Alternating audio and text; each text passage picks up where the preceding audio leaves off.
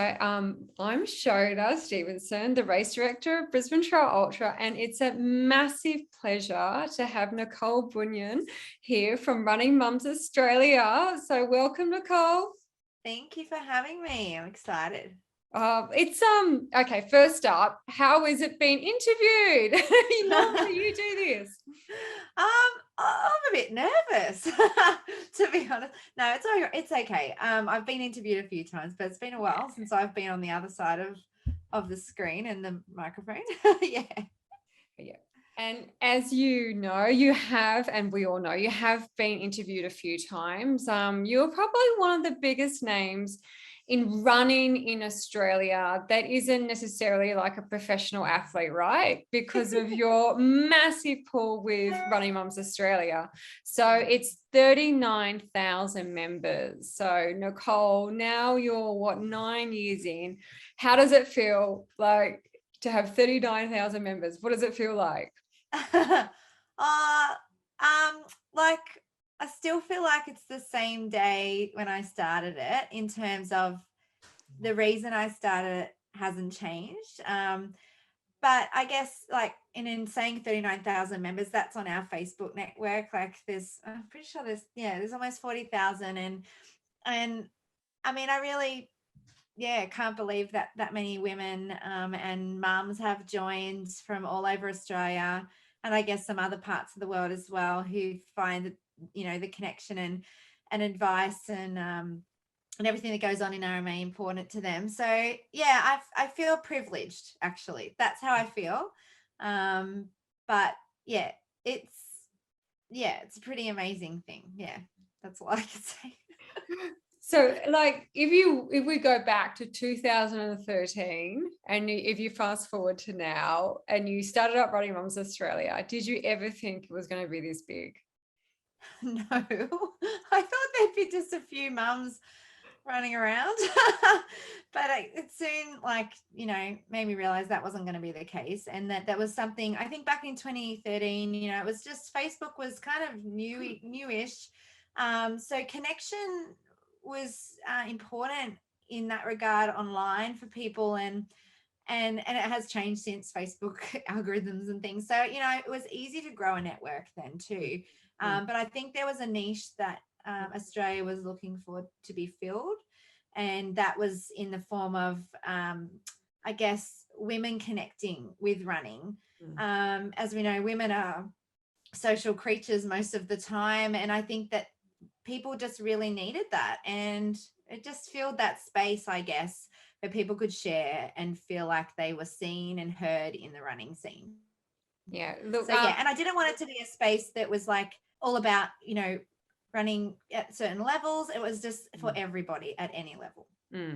I think that's what's really so nice about you, Nicole, and Running Mums Australia is because it is for everybody. And the amount of times I've jumped on like Running Mums Australia and it's always these amazing stories of insane weight loss journeys, as well as there's quite cool like nutty, like amazingly like fast marathon running mums. Like we usually come to age after we have babies, but it's those women who really do change their life through running, which I think is probably the most inspiring part of it. Yeah, I mean, that's definitely the most inspiring part to me. I mean, I feel like, yes, we have the spectrum like of women from, elite Olympians in RMA to people just starting out, to people that have, lost like 60, 70 kilos. Risha was one of the women I interviewed on the RMA podcast, and who's coming up, I think, or ran last year at Brisbane Trail Ultra. And that's what I love, is that it just shows that anybody can have a go, and running can be, like I said to someone today that I was running with, to be a runner, you don't have to be an ultra runner. You don't have to run far. You don't have to run fast. You just have to get out and run. And it can be different for everyone, the reason they do it. And I see that every day in RMA, and that's what keeps me doing what I do. So in regards to your own running, do you have like a process, or do you follow a process that works for you? Well, it's changed a lot, to be honest, over the years. So when I started running I started running when I was young, to be honest. So I used to run for just enjoyment. And, I wanted to be fit when I was younger. I did run to keep my weight down because I did suffer an eating disorder when I was younger. So that was a big reason why I ran, is just I wanted to stay thin, which isn't a good reason, but it was a reason.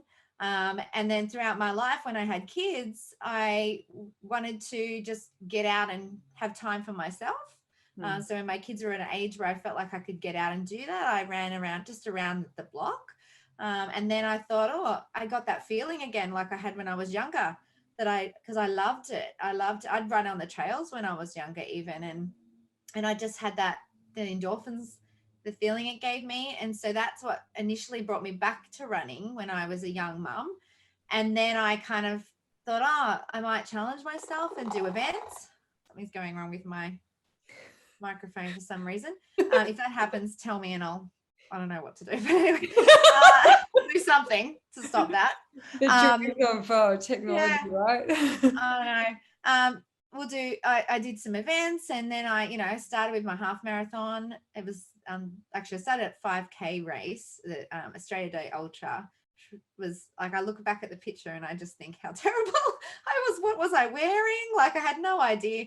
Then I did a half marathon, and then I moved to a marathon. So for me, it was more about sort of how, what can I do? How can I push my boundaries? And then it was about times for me more in the beginning. And then, but that's when I sort of looked around and thought, oh, I'm doing this all by myself, and it's not really very fulfilling, especially if you can't meet your expectations in terms of speed or times, which is hard to always continuously meet.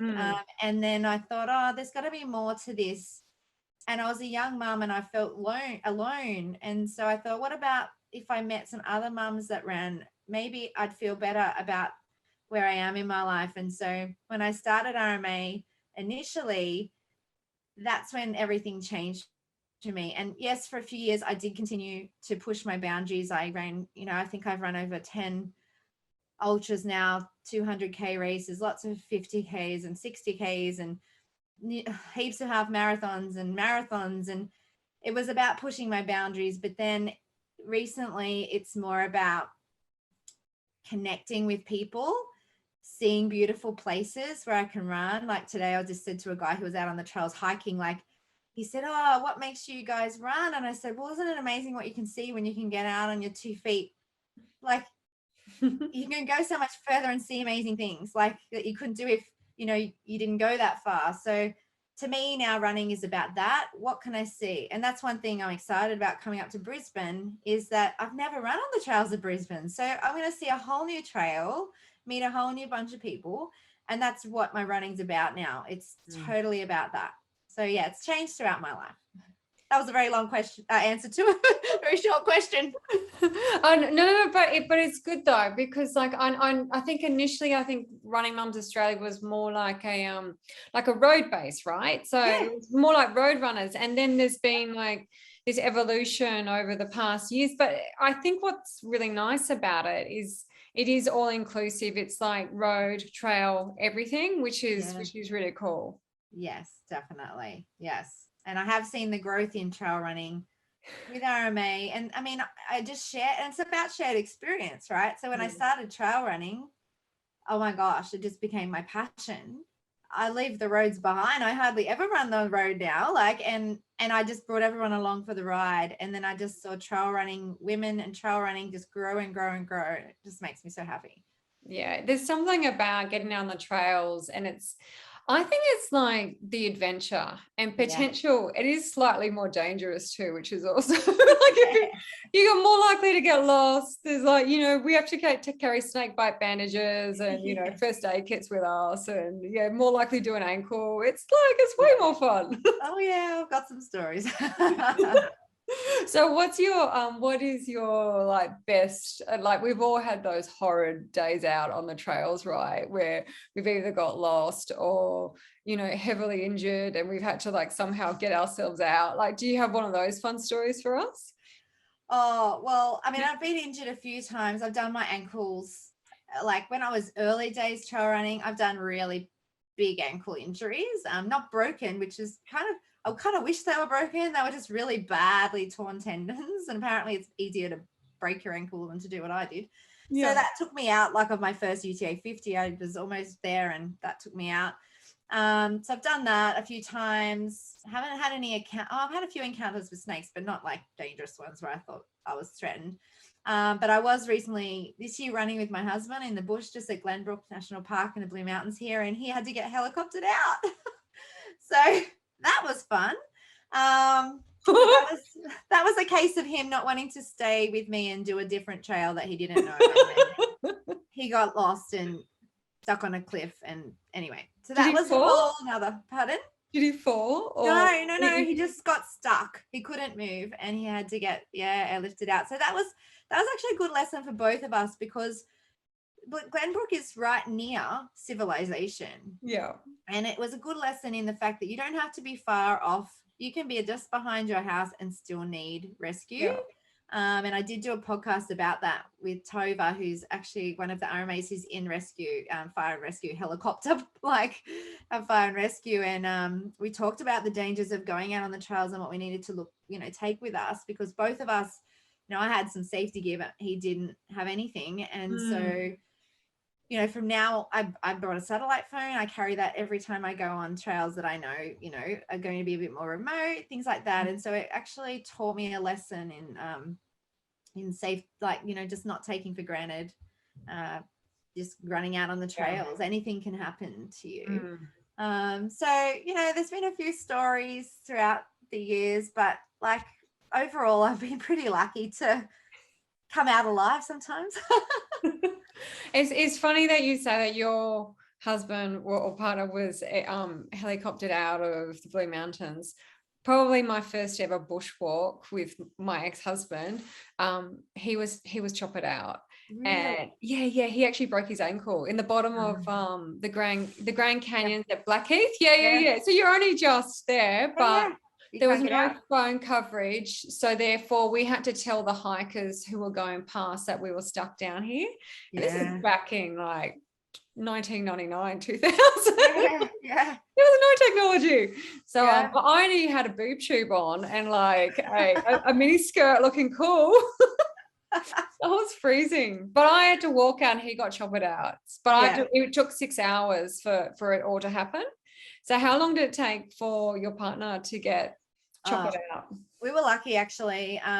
Only probably up to 2 hours before he was back on the ground. And he was lucky. It was quite a nice day. It had been raining and cold the day before, and it was okay the next day. But, he didn't have anything with him to keep him warm. He had to take his shirt off and dry it in the sun and all that sort of stuff, because I said to him, show me what you've got. Because luckily he had phone reception and he rang me to say he couldn't move. So I rang the police and they were able to get him to download the emergency app and locate his direct location, which meant that it didn't take as long. If he was in there, however, I think it just gives me chills to think if he didn't have reception, I wouldn't have had a clue where he was. It could have been all day, all night before they found him.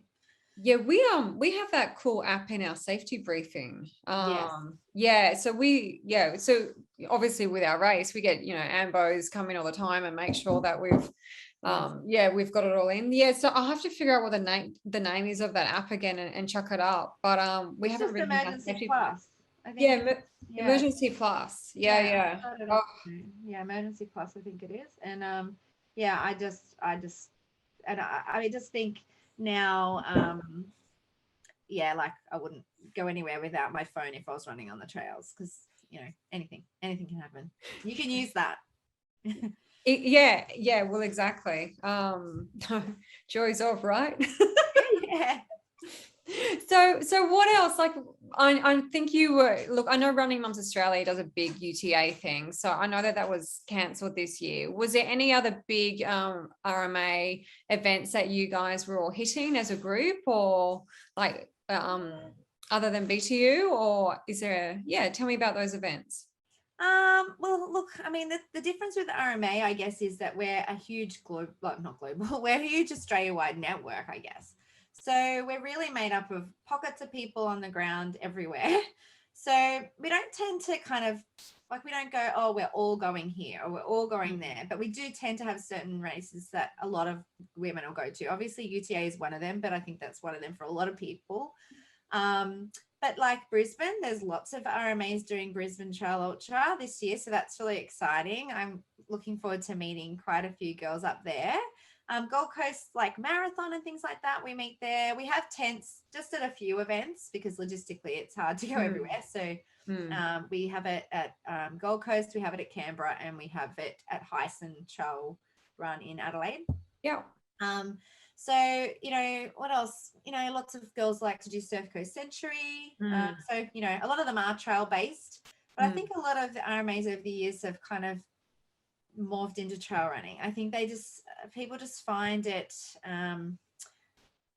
it's not that it's less challenging, because that's definitely not the case. I just think it bonds people easier. Like when you run on the road, you don't talk to the person next to you when you're running a road marathon. It's just all business most of the time. Whereas when you're running on the trails, it just opens you up for conversation and chatting. And so I think people like trail running because it's different like that. They get more connection, they get more value out of it in terms of community. So I think our community of running mums and women tend to gravitate towards trail running because of that. I think that's really, I think it is fascinating, but it's not surprising, as in there's something about trail running or ultra running. Sometimes with trails, like to be able to stay upright, is that you do actually have to run slower. Therefore, you might be able to talk a little bit more, which is always a good thing. The other thing is that it is slightly dangerous, and you are kind of all in it together. And if you are running an ultra, quite often you will go through some really, really low patches or amazingly fun patches. And that's where I find that you do meet sometimes like lifelong friends. Yeah, 100%. Like most of my training, pretty much 90% of my training runs I do with other people. One, for safety. And I mean, I'm happy to go out on the trails on my own. I don't ever feel like I can't do that here. I know my trails here. That doesn't mean, like we've said, anything can happen, but I do feel safe here where I live. But I don't know, I just like to do it with others because they push you, or it's just more fun. It's more adventurous when you're with other people. I don't know, I just enjoy it better than when I just go on my own. I think it's a better distraction. Yeah, sometimes it's definitely a better distraction from the pain. It's crack up. So I think I was actually thinking about this. There was a massive baby boom, right, in 2005, and it wasn't so long after that Running Mums Australia just popped up and grew and grew and grew. How much do you think that demographics has changed, or women have changed since we've had that massive baby boom? That's a good point. I don't know. It's funny. I actually often think about times in history because, like, when I started RMA, yes, there was a lot of women. I mean, my first baby was 2001.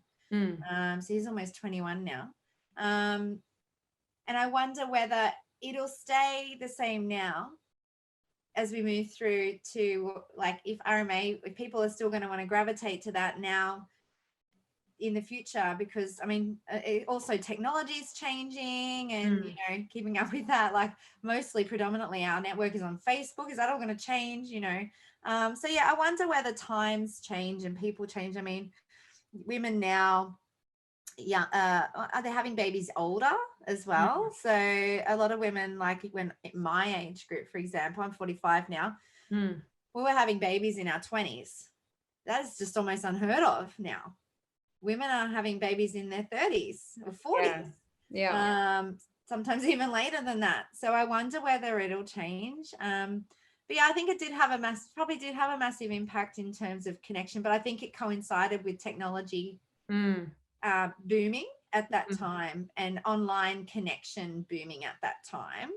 I mean, I can't keep up with the technology these days of these younger generations. I'm just like TikTok and no. So no Running Mums Australia TikTok account. No. I threatened it to my kids and they're like, oh my gosh, Mum, no.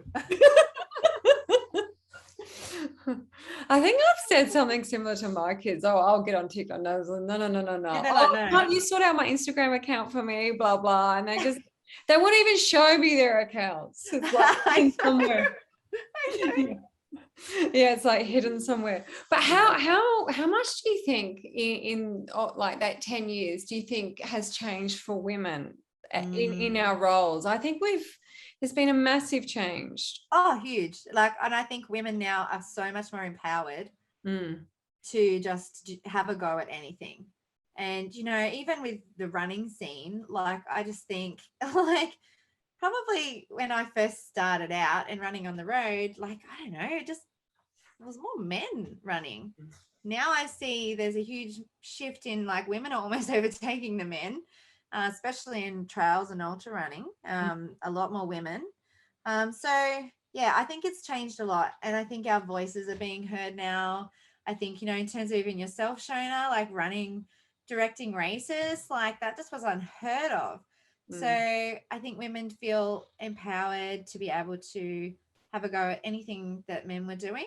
And, you know, I think we're a collective voice too. So having women behind us championing us on in our roles has changed as well. I mean, obviously, there's still going to be women that don't do that. But I think it's come a long way where women actually, a lot of women generally want to get alongside others to champion them because it's better for everybody. We're all getting a positive result out of what we're trying to do. So, yeah, I think it's changed heaps in the last 10 years. I think have you heard of that famous quote by Madeleine Albright? There's a special place in hell for women who don't help other women. Yeah. Wow.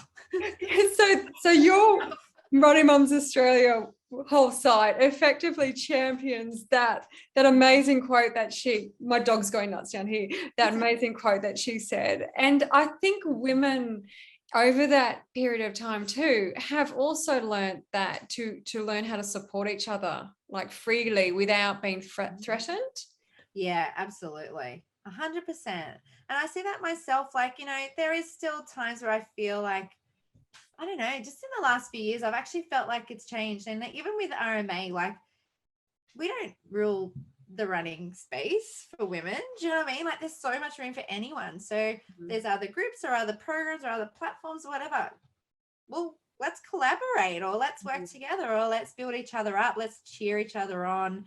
I have had people not do that with RMA, like feel threatened and kind of push it back or say bad things about it or whatever. I've had that, you know, and it's hard because you're trying to do something good. But I just feel like they probably weren't educated in that space enough, or they didn't feel like they were empowered enough, or maybe they just felt inhibited themselves. So I think, you know, the more we can champion other women on, it's going to be better.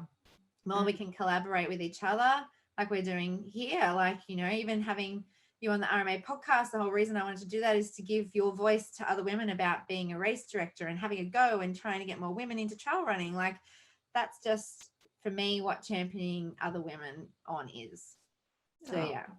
Oh, it was an honor for me to be on there because you'd find this really funny. Even my cousin got on there with Shona, blah blah blah, and my sister and she was on there, Shona, and then other people were contacting me. It was actually really it was remarkable, the network and the power and the reach that it has, and I was actually really surprised from that. And then, you know, when I'm putting on another race up in Cairns, there's, you know, if I'm trying to organize a photo shoot or a video up there, because his wife or someone's wife or, you know, listened to that podcast, they're like, oh yeah, Shona's coming up, blah, blah, blah. And then all of a sudden I had this little posse of things like happening. It was really cool. It's That's amazing. Cool. You know, what interview or what line or you know, photograph that's seen or message that's read makes an impact. So it's really cool. I love that. Yeah. So I know that you've been a little bit injured. So you for BTU, you're going to do our 60K, which is a really fun race, but you'll survive, right? But you've had an injury. Yes. And you've fallen over and broke your rib or... Well, I didn't break my rib, but yeah, I can't even think how long ago now. probably a month ago, maybe 5 weeks. I can't even think. Mm. I was just training out on the trails and I slipped because it's been raining and raining and raining like it has been in Brisbane. Yeah. I was just on there's a section of our trail that goes up a big hill. Actually, it was 1K, almost finished my run from 25K run on the day. And I saw a friend and she was doing hill repeats on this hill. They call it the mother, the mother hill. And it's a bit of bitumen on there as well. And I said, oh, I'll just finish off. I'll do one repeat with you and I'll come back down, and my house is not far off the trail, so I'll just go home. So I went up with her, and on my way back down, there was a little section that was like green and just wet. And I realized I was on it, and I was like, oh, I've got to get off here. This is really slippery. And as I went to turn to get off, my 2 feet just went shoo. I had no time to even stop myself. I just went slamming into the ground. She said it was just like she just heard this crack. Yeah. And Wow. I literally thought, and I did it, I thought I have really hurt myself. Straight away, I actually thought of the race. I just thought, oh, that's it. It's just over for me. Like, it was that bad. I couldn't breathe. I just sat there for a bit. I couldn't even get up initially. And then I just hobbled to the top of the hill and called my husband to pick me up because I literally couldn't move. So in the end, there was no break visible on the x-rays, but it's taken me weeks and weeks to be able to get back to running without feeling I can't breathe freely. I think there was a lot of bruising and probably muscle and cartilage damage. And, you know, now I'm finally back to running where I can breathe on the hills. But even sometimes, like, I can't do weights. Like if I wanted to do some weights, upper body or kettlebells and things like that, I did that last week for the first time and I pulled up a bit sore. So it's still kind of healing, but I am back. But so that was one reason why I dropped down to the 30K. And the other reason was I was just training and I just wasn't feeling myself. This wasn't feeling right. And it's been a while since I've run an ultra. I mean, COVID in the way, of course. But I think my last ultra, if I remember correctly, was 2019 UTA and UTA 50. And I love ultra running, but I wanted it to be something that I was going to enjoy. And I just wasn't enjoying the process. So I thought, I felt a lot of pressure at first because I thought I'm an ambassador and I've committed and I wanted to do the 60 because that's actually I've done 2 60K races, Carcoar Cup in Western New South Wales. And that was a perfect distance for me. I actually really love 60Ks. But yeah, I wanted to enjoy it. I didn't want to come up to Brisbane and be hating myself just to get through the race. So I just thought when I messaged you, like, I'm going to go down to the 30K and have a great time and come and enjoy running into the night, which is so exciting. I can't believe I'm starting a race at 3 p.m. I'm so pumped for that. I've never started a race at 3 p.m. So there's all new things for me now. Like, so I don't feel disappointed at all that I'm not doing an ultra again this year. I feel excited that this is something new. So yeah. You'll love, like, the 60K. There's one section on it which I was actually on the other night when I had that issue with timing, and it's pretty it's very Shona like. That's all I can say. Like, people go through there and go, what the? They go, why did they put this here? Yeah. It's one of those sections. But but you missed that bit. But that's a cool. Oh, the 30K just like last year, it just pumps. The atmosphere is just insane, and we've got the 2 Spanish runners coming. We're flying them out for it. So Sara Alonso Martinez and Antonio Martinez Perez, they're coming out for it. And there'll be other really, really fast locals as well running, but it's going to be quite cool, I think. And besides, run off into the distance. Like, just don't get lost, right? Just don't get lost. I'll take my satellite phone. Oh my goodness. So yeah, last Mm. year we had the 10K runners and they were really a young group and they ran off and of course they missed the first corner because they're sprinting so hard. And so then when I had the 30K runners come up and I got all the elites, I basically grouped all the elites together and said, right, come with me and like let's do the first two corners together to make Okay. sure you go the right way. Oh, Because they're like stressful. lemmings. Yes. They just follow each other. So but the inspiration behind finishing, I mean, I should say starting at 3 p.m. is so you guys can finish just when Brisbane is turning the lights on, like as in the Brisbane city lights on. Sorry, my dog's going nuts. And yeah, you'll get to finish on just like a bit of a light show, which is really Yeah. cool. Yeah, I'm excited for that. And I have a few girls from here. One actually lives in Brisbane. She's my old massage therapist.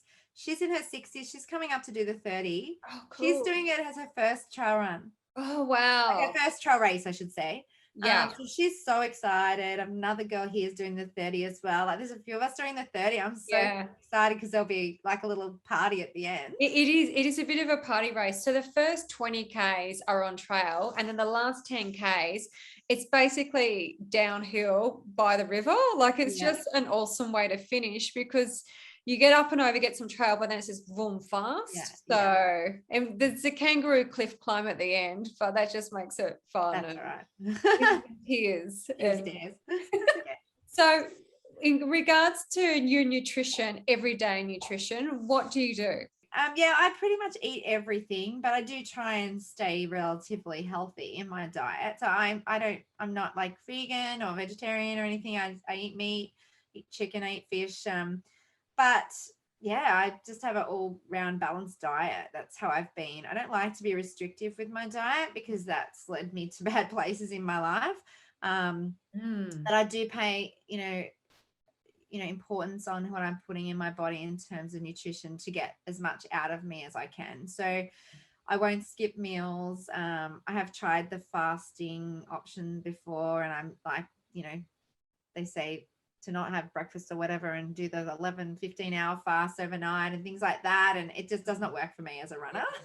Yeah. So yeah, I pretty much just have like, sourdough or fruit or muesli and yogurt and stuff like that for breakfast, and then just a healthy salad or wrap or roll or something like that for lunch, and then just a normal meal for dinner: pasta, fish, chicken, beef, whatever, salad, barbecues, you name it, just different for the family.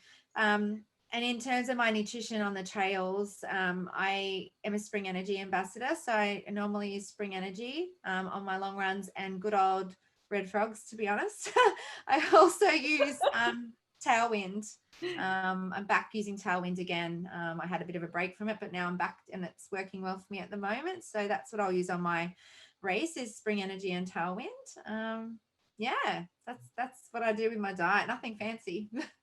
How did you transition from like not being okay with maybe your body or how you ate to being okay with your body and eating? Like, was there like a process behind that with a fair amount of help, or was it like a natural thing that you worked out on your own? I think a lot of it was just maturity and age. But look, I think we all still have things about our bodies that we don't love.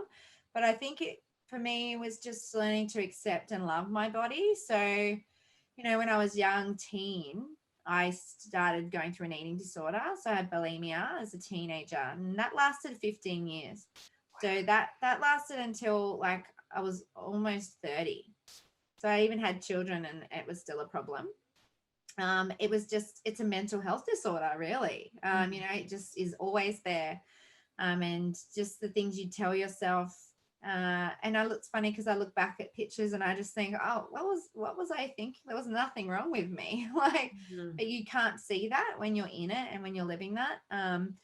And for me, it wasn't so much always about body image. It was just about control. Like it was about how to control my life if things felt out of chaos. I felt like that was the one thing you could control in your life was your diet and how much you had or what you didn't have and this and that. And so it just becomes this big spiral. in your life. And I think as I got older and I had a family and a young family, I started to just realize what was important in life. And it wasn't how I looked, it was just what kind of person I was. And those little things became less and less important to me in terms of the image of what I should look like.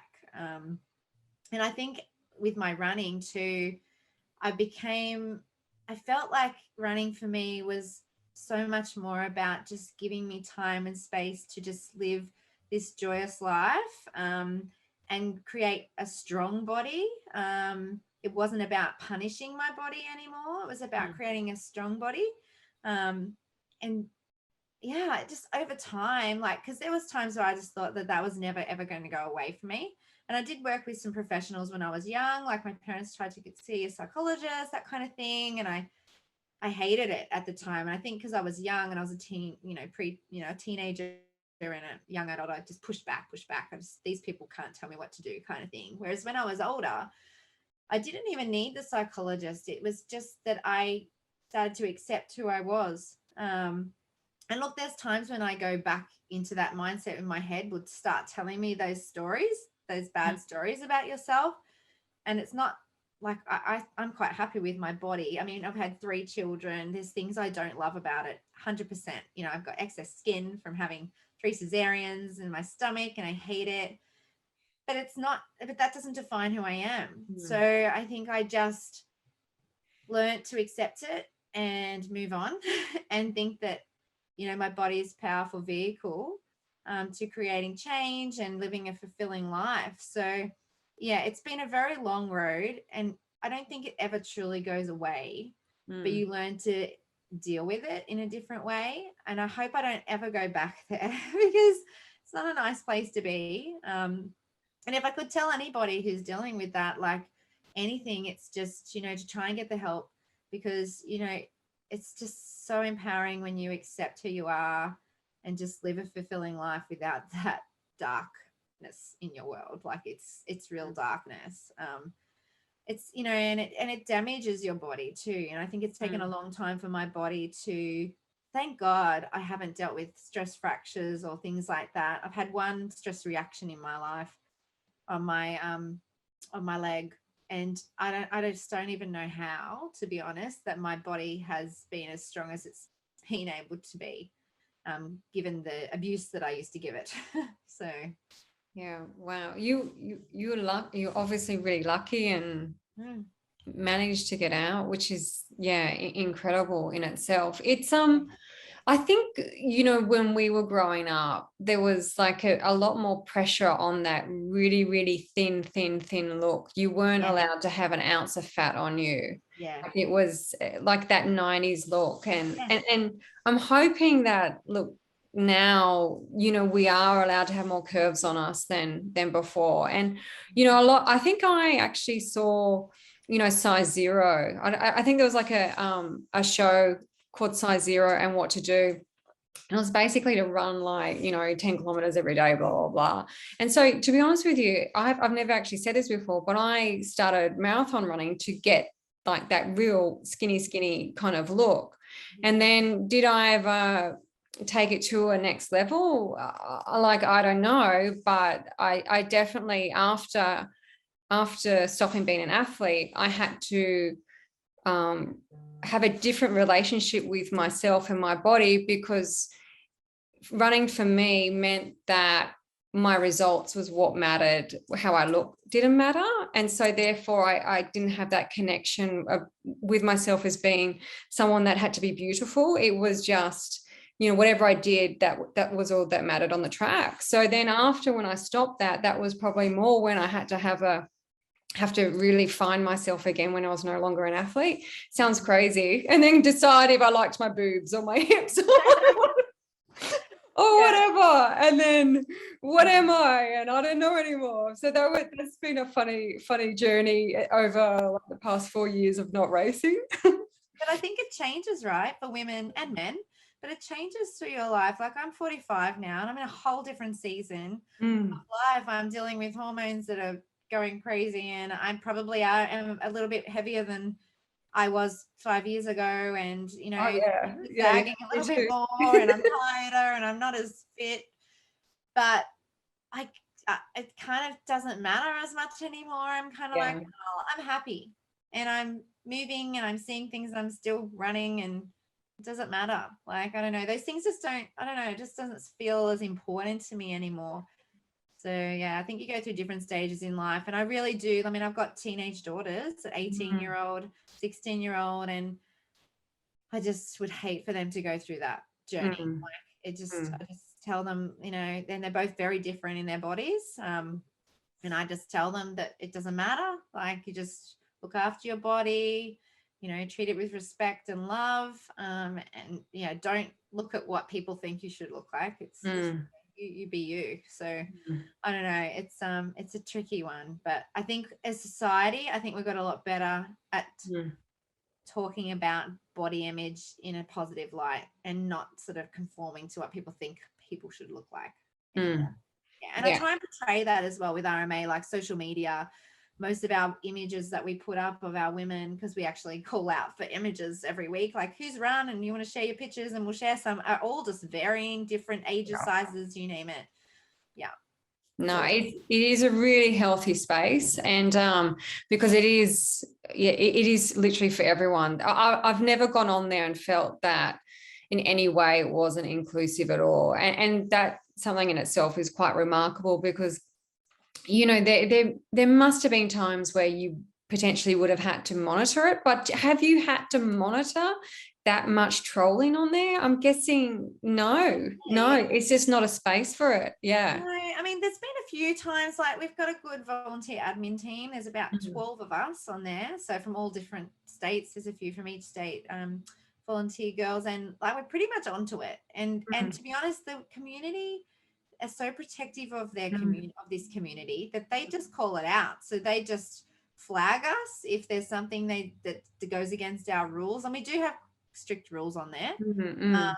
for a reason. Like, we don't talk about diet, or Mm. diets or any of that, things like that. Like, we just remove it. Like, or Yeah. we'll say, this is a running forum, this isn't talking about what diet to do. Like, it's a Yeah. dangerous slippery space. We're not here. Yeah. You can find somewhere else for that. So it's kept it, I think when you get to those different things that are quite political, or that's when it can get bad and trolling happens and things like that. But because we have the rules in place, it's Mm. stayed pretty good. So what is next for you, Nicole? But yeah, next for me after Brisbane, what have I got next? Can't even remember. I have got, the next race for me is actually UTA 50. Mm. October. That's all I've got booked in so far. I already did AAA Alpine Ascent earlier in February, was it, or March? So I've done the marathon. It was a 50K, but because there was a helicopter crash on the course, it ended up being a marathon. Wow. Done that this year already, and I try not to fill my year too much with races. I'll be at some races. I'll be going down to Hyson to cheer on the girls, so I might run there the week before UTA in South Australia. But I just want to run and just do some adventures and just do some runs for fun, to be honest, this year. And then, yeah, just a few big races. So that's it. So tell me how you juggle running Mums Australia, which must be a mammoth job, and then attempting to train as well. I used to follow a strict program. I used to be coached a few times. I was coached. So I was coached initially by Brendan Davies when I started ultra running. Then I went and did a bit of coaching with Run Crew, and I was coached there by Gary Howard, who's a running coach in Sydney. And then I just wanted to just do my own thing. I just felt like I can just do this myself. I became a coach myself, and I thought I can coach myself. I do like, however, having a coach for the accountability, I'll be honest, and pushing myself. But I just changed my way of running now. So I just run for enjoyment. I know what to do. I know what I need to put in a plan to complete a race. It might not be the fastest time or whatever that I probably could have done if I actually really had someone telling me what to do. But that's different for me now. I don't care so much for time. So I just want to enjoy it and finish and have a good run. there's some runs that are, if they really mean a lot to me, I will put in the work, and I will want a good result, like, you know, and I will put in the work, but I don't feel like since COVID that's my mindset right this moment. In saying that though, I do have pretty structured day, like a structured plan of my week. So like a Monday would typically be a rest day for me. I'll take the dog for a walk or what have you. And then a Tuesday I would maybe do like a tempo or an interval type session, or I might just go for a run around the block. And a Wednesday I would do like just an aerobic sort of based run. And most of this I'll do on the trails because I live right on a trail, and near trails. Thursdays I run a running session for RMA local girls. So we would normally do hill session most days. And then a Friday's a rest day. Saturday I might go to park run or do another sort of tempo run, or I might even do my long run on a Saturday, just depends. And a Sunday typically would be long run day. So I do have a bit of structure that sort of stays like that, and sometimes it mixes out. I might go for a sort of a midweek long run on a Wednesday, with a friend of mine who has Wednesdays off, that kind of thing. But it typically stays that way most of the time. So, and I don't know, I've just morphed into that. I'm a bit of a creature of habit, so I kind of keep it like that. Over the years, like I've been pretty strict with my training, and I'd been upset if I missed a session, but now it is what it is. And I listen to my body more. So if I pull up really tired and fatigued, which I have been lately, on less training load, I'll give myself an extra rest day. For Brisbane, I had written out all my long runs initially when I was doing the 60K. And so I was sticking to those. And then during the week, I was just getting my, you know, like that, my intervals, my speed, my hills, those done. And I think I've got a pretty good base. Like I've been running for years, and I've been running long distances, or, you know, semi-long for the last few years still. Like most weeks, I will do at least a 20K long run on a weekend, most weekends. So I think I'm going to be okay with the 30K. You're going to be fine. It's way more than what I do. So yeah, but with the 60K, I was like, okay, I really wanted to hit like a good 45Ks in my training, which was like causing me anxiety at the time. Are you a better racer then, or a better trainer? Like, in other words, do you like the training and the process of the training, or do you prefer to race? That's a good question. I actually think I prefer the training. Yeah, sounds like it. Yeah. And I mean, I love the race. I don't think I always perform the best in the race. I seem to maybe go out too hard or whatever, really suffer in the back end. It all depends, but I really love just training. I think, well, I'm getting older and I want to run for a very long time. So I'm starting to listen to my body and say, you know, it's okay to have days off and rest and recover. If you're feeling tired, don't push through that feeling. Your body needs rest. Like, it's right. When you enter an ultra, you're one person, but when you finish it, you're another person. What would be like an ultra, and then the experience of what you've learned about yourself the most when out on a run or a race? Oh, wow. I mean, I've had some really great experiences. I don't actually think I've ever had a bad experience in an ultra. In any of my races, I've just loved them. Which is why I, you know, really wanted that feeling again. Like, I don't know, there's something about an ultra. It's different to a marathon. It's different to a half marathon. It's a journey, right?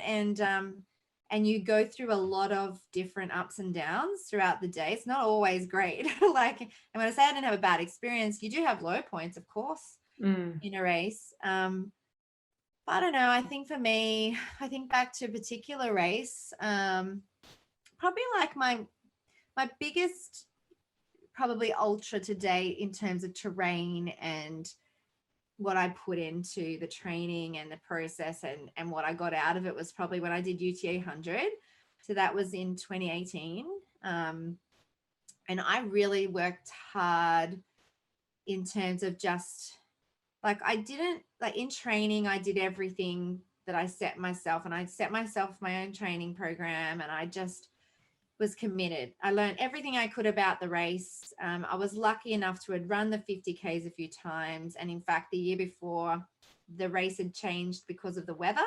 Mm, The mm, 50K course ran some of the 100K course, which could yeah. not have been a better thing for me, because I was like, like, this is perfect. I have now got a window into exactly the terrain I'm going to be running in the 100. So it set me up for success straight away. I was like, I know where I'm running. I if I do the training and I get my nutrition right, I'm going to have a great day. And that's all that matters, is I had a great day. So I went out with the mindset that it's going to get hard in times. It's not going to be easy the whole time. And you're running through the Blue Mountains. Like, it's not easy. It's cold, it's hot. Like, it was a beautiful, beautiful year that year with weather. Starts nice and cool, but got warmer during the day and got cool again at night. But as long as I stayed on to my nutrition and my positive mindset, I was going to get through. And I don't know, I just said, you're going out for a long day on the trails. That's all I said to myself when I started. And there's a picture of me before I started, my head down, and I'm ready. And I was just thinking to myself, like you've trained to get to the end. Like, whatever happens, you're just going to get to the end, and stay positive, keep putting in the food, keep moving, and you'll get to the end. And it's just going to be a long day on the trails, like, because it is a long day on the trails. Like, it's not going to be over in a few hours. And so I think that's what I tell all the girls I coach to ultras, that you need to have this mindset that it's a day on the trails, like, it's a day out. Look around you, talk to people around you. And like, I'm not an elite runner, so I'm not like, I know some people at the front, they're not going to have time to be, I mean, they do too. I know Risha does talk to people, but like, not everyone is able to just have a good old chat while they're running like me. But I think with me, it's about the journey along the way. So in that race, like, I had just the best time. There was a moment going up Iron Pot Ridge where I was totally hyperventilating, and I almost lost my focus, like, because I wasn't expecting it, because it's the one part of the course I hadn't done. You So know how to train on it. Yeah, yeah. loud, and Yeah, I was not expecting this rock climbing mountain basically to get up. And I stopped. I actually thought, okay, I'm unraveling. And I pulled myself off to the side and let people go past, because it was a conga line and I felt pressure to keep moving, but it was making my heart rate like just go right up, and I started to get anxious. So I just pulled off, and everyone's like, are you okay? I'm like, yeah, I'm just having a moment. I'm just going to just let myself calm. So I let my heart rate come down, and then I just continued up. And then I just had the most amazing experience running along Iron Pot Ridge, and the didgeridoo player was there, and I took a photo, and I just thought, like, each time I had that kind of feeling, I thought, oh, how lucky am I, like, to be here? I'm so lucky to be here. Like, I got through the training, which is step one.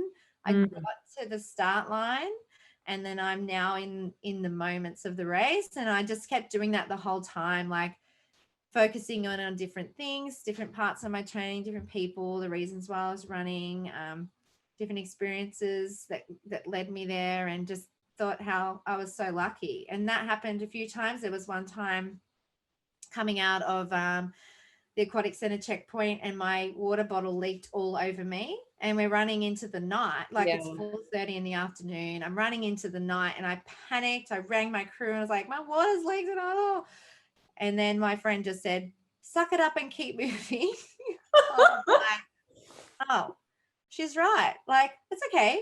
I've got enough on me to get to the next checkpoint. I'll be fine. Like, pull yourself together and get back in the moment. So I think, in ultra, there's going to be things that happen, and you've got to problem solve, and you've got to think of, a bit more, I don't know, just turn the negatives around to make them positives. I mean, there is never going to be a time in an ultra where you're not going to have, I think, something go wrong, or a negative feeling like this hill's really hard, or I'm really exhausted, or whatever. But maybe it's just like, okay, well, what can I do in that moment? I can put some more food in, or, I can shorten my stride, or I can just slow down, or, I can chat to someone, like, look around, think how beautiful this is where I am, how lucky I am. So I think for me, that experience crossing the line, like, I remember going down into the valley in the middle of the night. It probably was about 9 p.m., maybe a bit less than 9 p.m., going down into the valley, 8 p.m. I just thought, wow, I've done it. Like, I wasn't even there yet. I had 20 Ks to go. but I thought I've done it. Like I felt on top of the world, and I ran down Kadumba and I ran and hiked my way out, and I was so excited when I crossed the line. And Jodie actually in my finish video is running with me to the finish line because she was there waiting for me. So she was there waiting all day for me to finish my first 100K. Or second 100K, I should say, sorry, but my first UTA 100. She was there waiting and so excited to see me. She held my hand and she was pulling me up the ramp to the finish line. And I thought, is she going to run through with me? But like, I thought it's not just about me either. Like I took other people along, and all these people were watching at home on the live feed and cheering me on, and all my friends and crew were there. And, I just thought it was about the journey and who I spent it with and who I shared it with. And I was so proud of myself. So yeah, I think for me, an ultra is, I can't even imagine the feeling it gives me. Like, I hope I do get to do another one of them one day, because it is a process. I think that's what I call it. It's a journey, it's you're going to go through all different moments in that day. Yeah. I think it's really interesting because we go into permits with national parks and wildlife, and as I said, there's been a lot of wet weather events, and we're talking about contingency plans, and they're trying to say to me, oh, why do they need to do 160 Ks? Because we're the only, there's other 160 K events in Queensland, or 200 K events in Queensland, but we're the only one in that particular park which does 100 miles. And so why aren't they just doing like laps around like a section, and then why does it need to be so long, and blah blah blah.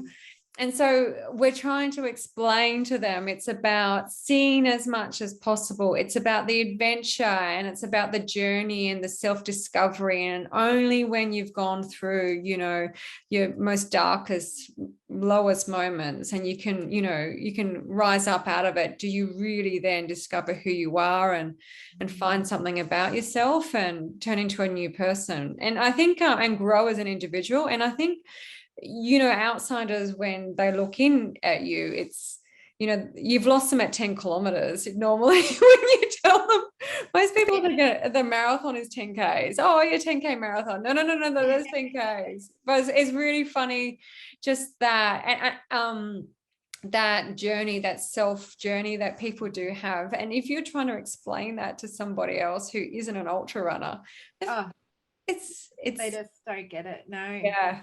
I mean, I think back to my first time going to UTA, for example, seeing everyone crossing the finish line. I wasn't even running. I was just cheering people through at this ultra. I was like, what's this ultra thing? Oh, I'll come along and cheer. And I was like, oh, wow. Like, oh no, I could never do this. And then next year I'd signed up, and then I got injured. I couldn't do it that year. That's when I did the ankle really bad. Then I did it. My friend did it though, a few friends in RMA. And I thought, wow, that was incredible what they did. Like 50 Ks in the Blue Mountains. Like, oh my gosh.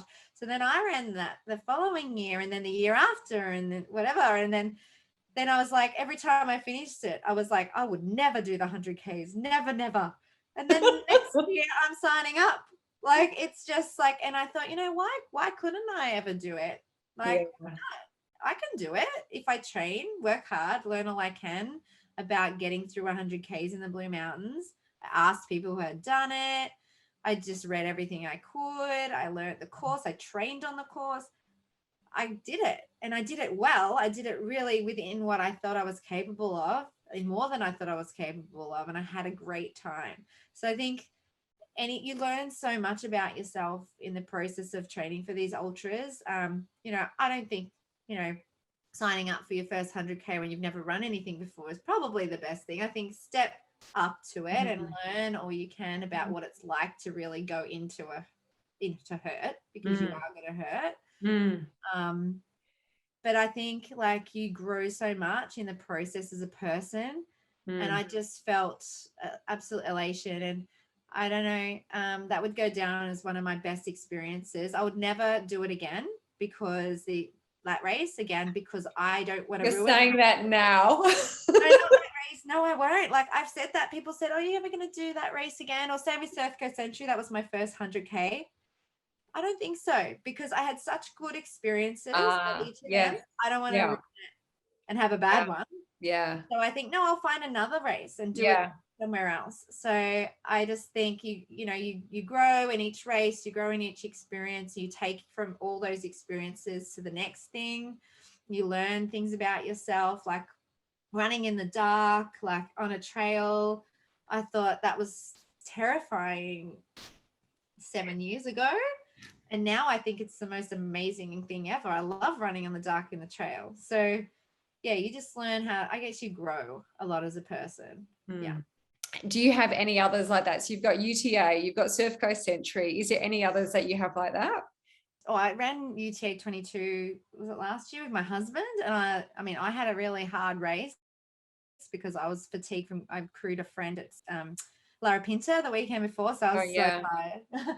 But coming through the finish line with my husband and running with him was just so good. I can't explain what I loved about that, because it's kind of the next step for me. I just loved bringing him on to this running journey and running together. And hopefully we'll be running together this year at the 50 for his first 50K ultra. So I'm so excited just to run together. So there's that one.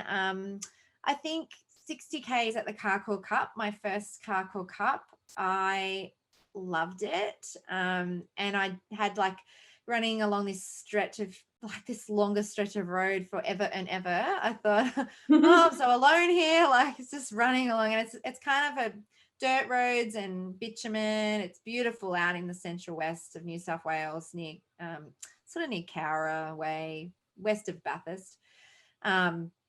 Beautiful rolling hills and farmland. And then I just could see these people in the distance clapping. Like I was like, oh, there's someone, but it was so far away I couldn't work out who they were at first. And then I realized they were running towards me, and it was my kids running to me at like the sort of must have been about the 50-kilometer mark of the 60Ks before I had to go up and over this mountain to come to the finish. And just the feeling that gave me to have my kids there just cheering, go mummy, like so excited. I just thought, wow.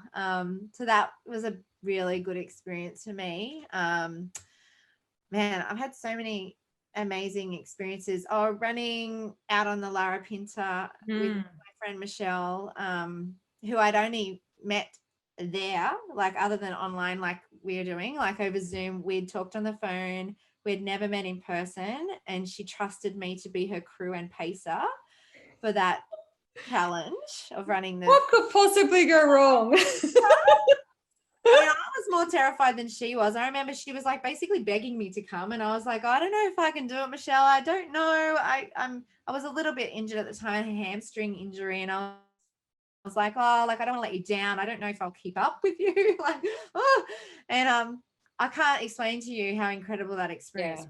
That just opened my eyes to the most beautiful landscape. Yeah. I mean, a lot of the time I was running in the pitch black of night, which to me, again, was years ago terrifying experience, but just incredible out there, and helping someone else do something so amazing just filled my soul. So I would go down with probably one of the most great experiences of my whole running journey so far.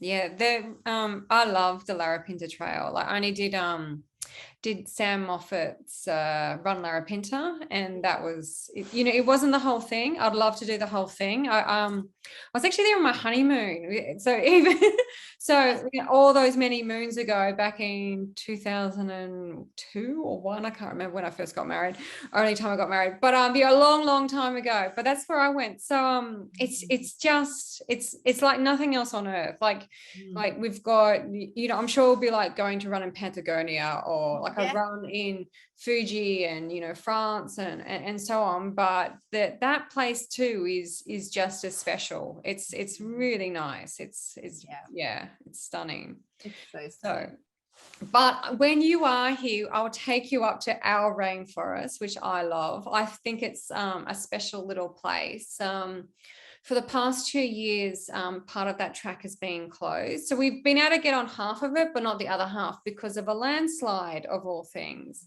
That was the other thing. You had a landslide. How much has that rocked the community up there? Because, I'm originally from Sydney. That's like our backyard. And, to think that, yeah, look, it's really interesting because, UTA, we run through the landslide, right? Like the first 5 kilometers, we run through that landslide. We don't even think about it. But I think that it's a landslide. yeah, but we don't think it's got anything to do with us. But how much did that affect the trail running community up there or down there? Well, I mean, I think a lot. In terms of look, everyone's whole worlds have been rocked in the last few years. So everyone's kind of had enough. Like you get what that's like being a race director and just a runner. But I think for people that live there, but also people that run there and train there, like that was just, we were already upset that the trails were closed because of weather and things like that. And it was just rain, rain, rain, rain, rain. But to have something like a tragedy like that happen, it actually just brings perspective to our lives that, one, I kind of thought, well, because people kind of go, oh, well, now UTA is not going to happen and da. And I think, mate, it's just a run. Like someone's just lost their family. Like it's just so tragic and traumatic. Like where it happened, I'm not specifically sure exactly the location, but it isn't, I don't think it's where we run at UTA. It's below that. But the thought that that could happen when someone you love is training or racing, we could all have been running that day and that would happen to us. And I feel like we're all only, a day away from any tragedy. It can happen to anybody. Like, I saw that even with my own husband when he got choppered out. It could have been a tragic day. He could have died. He could have fallen off the cliff, or not being able to reach anyone and being lost and alone. And you just hate to think. So I just think that, the community, although we still haven't been able to run up in the trails in the Blue Mountains in that area, they're still closed. I think it's affected everybody a lot, not only because people can't train there, but I think it just brought home what's important in terms of people running, and what's important about running. And in the end, I think you realize that these races, although they're just races, they're more about the community and bringing people together. And it's horrible what happened. You'd hate to think that could happen to someone in your own community. So I don't know what effect this is going to have on the race coming up, whether it will happen or not. It will be, I think it'll be different. So it's in October though, so therefore they'll have like a dry season, hoping that the weather does calm down a bit. So we, as I said, there's sections of our course that's been closed. People probably wouldn't even know that was the reason why it's closed, but because we're race directors, we know the actual real reason why it's closed is. And I'm, maybe in the past before being a RD, like you'd see track closed and you go, whoop-de-doo, and then you imagine me, boom, straight through there. What's gonna happen?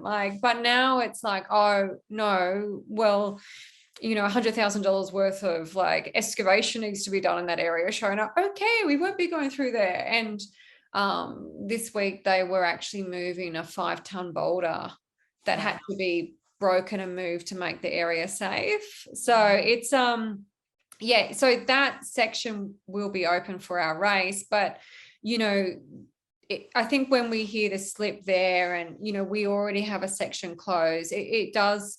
And we're having higher weather events, like more rain, more weather events. It brings home, I guess, how much the world potentially is changing, and maybe is changing at a faster rate. And that in itself is also quite scary.